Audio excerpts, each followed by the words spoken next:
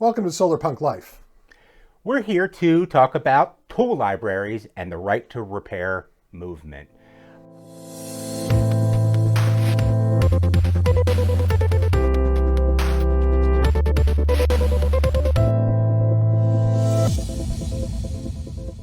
So a tool library is essentially where there's a collection of tools that are owned collectively by a group, a neighborhood, a town, a city even.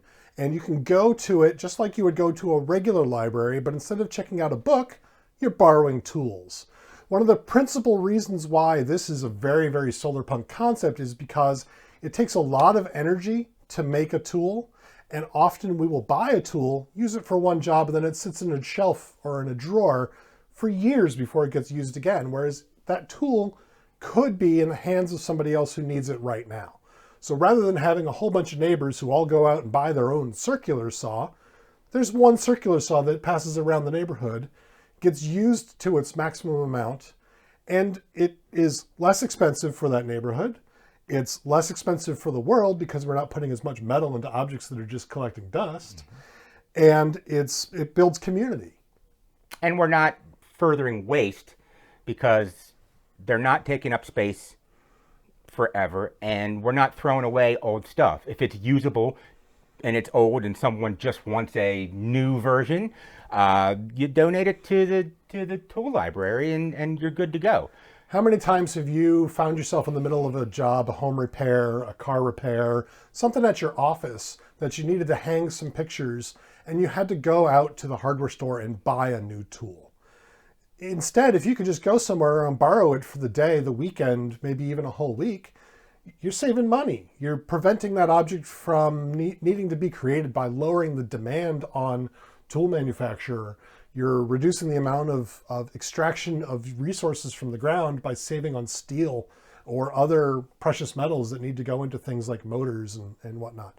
So all around, tool libraries are a fantastic way to make an impact in your world and reduce waste, as Jason said, save money, and build community. But what is the right to repair? Basically, it says, I have a right to purchase something and repair it how I see fit when it breaks. Cell phones. All right, cell phones are a big one with that. All right, there are 2 or 3 really big cell phone makers, and they all have their proprietary things. Do you see any screws on your cell phone? Can you, with the knowledge that you have and the tools that you have, open it up and replace the battery? Fix your own screen. Or maybe even just wire up a new plug that hooks into the power source of your choice. These things are made more difficult by the manufacturers for a couple of reasons. One, they want to sell you the next model of phone when yours inevitably breaks. It's called planned obsolescence. In fact, there are many manufacturers that will put out software upgrades that are incompatible with the older versions of their hardware. That just happened to me to last force week. you to buy a new phone. But I got a cool new phone, so I'm not really mad about it. You know, but still, it would be better because now what are you going to do with your old phone? Emergencies. Or it's going to sit in a drawer somewhere. Dump it off on the kid when theirs breaks. The battery eventually, it all becomes e-waste. Correct. And all of those materials that went into making your phone now are not useful. They were extracted and they're not being useful. Auto makers Yep. do this all the time. Their parts and their diagnostics are specific only to their cars, or you have to take it back to your particular dealer to put it on their diagnostic machine. And the local shop or the national chain shop doesn't have access to that specific diagnostic. So not only do you have to take it to the dealer, you're going to pay more for the proprietary diagnostic and probably the markup that the dealer puts on all of their own parts. And the dealer's going to have to pay more for the diagnostic from the manufacturer. And so their costs are going to go up and their profit margins are going to be reduced, which pulls money out of your local community. You know, we've seen with insurance now, with vehicle insurance, at least in the United States, where you have a right to take it. And in certain states, you can take it to wherever. You don't have to take it where they want you to take it anymore. That's one of those things that kind of kicked off this whole movement to begin with. Yep. Warranties on electronics, warranties on vehicles, things like that. So we want to be able to buy a quality product, but we also want to be able to maintain maximum use of that product and repair it ourselves or cheaper if we want to. Now, Jason and I are not experts in the right to repair. This is the research that we've done, and we fully believe in and support the movement. But we also wanted to give a shout out to the company iFixit. iFixit not only makes really good sets of tools that you can have to help do those repairs, including all the specialty bits that you might need to actually open up your cell phone or change out the blades in your Leatherman or get at that weird piece of electronics inside of your car.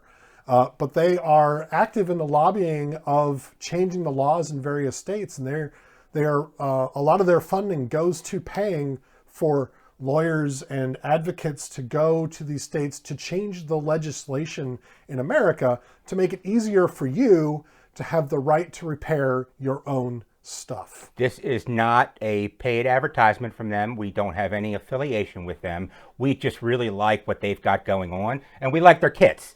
And in some of the support videos we're going to put out for you guys, you're going to see iFixit mentioned quite a bit.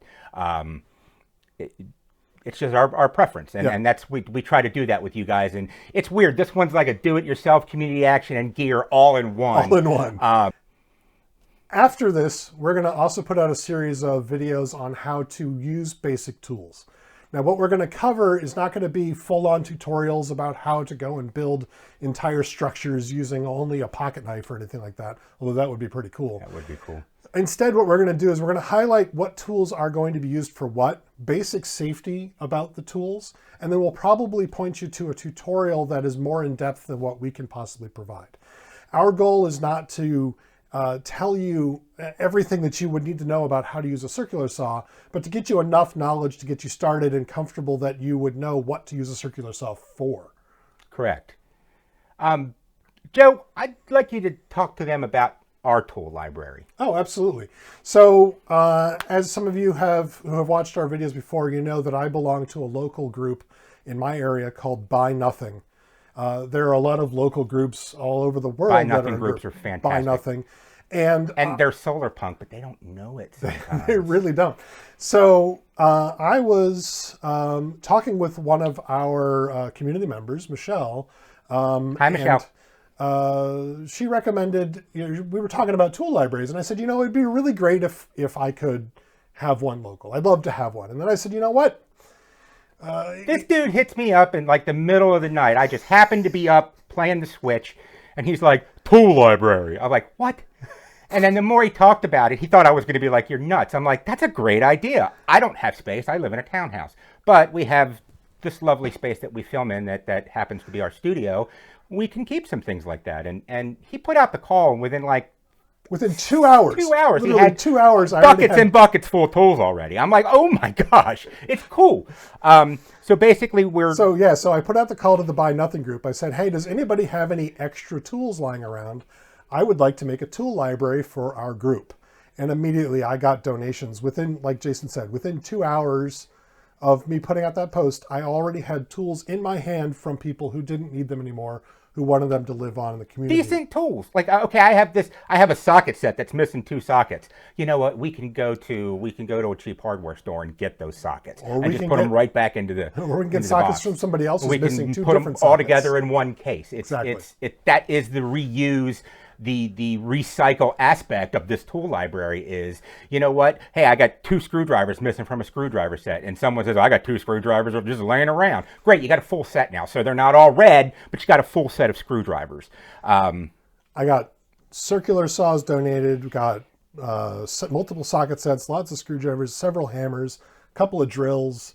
So now, in some of my spare time, especially since I'm working at home, I'm going to be organizing this tool library and lending it out to people in the neighborhood.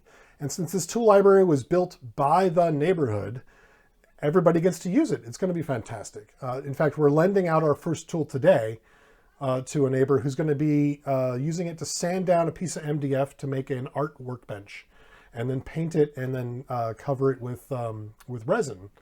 And they just didn't have a sander. So they're going to go buy the sanding belts, and I'm going to lend them the belt sander, and they're going to go and get this project done. And now they don't have to buy $50, $60, $70 belt sander, $100 belt sander. And the belts they don't use, if they come in packs or whatever, they just give back with the belt sander, and we give it out with the belt sander next time. It's that simple.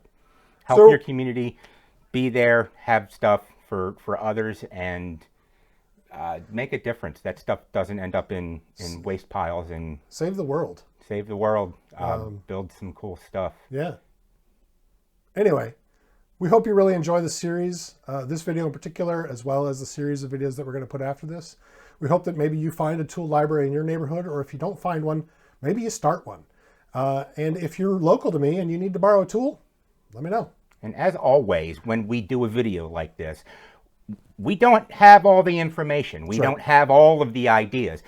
Hit us up via our social networks, via our email, comments in this video about your point of view on the right to repair, or your tool library that you've actually set up and run. We want to hear about that. Send us pictures. Send us comments. Send us comments. Let us know what we could do to make ours better, or to educate ourselves further. This is about our journey, learning things and sharing it with you. Yep. So if you are going to be along on this journey and you have something you can teach us, that's why we're here.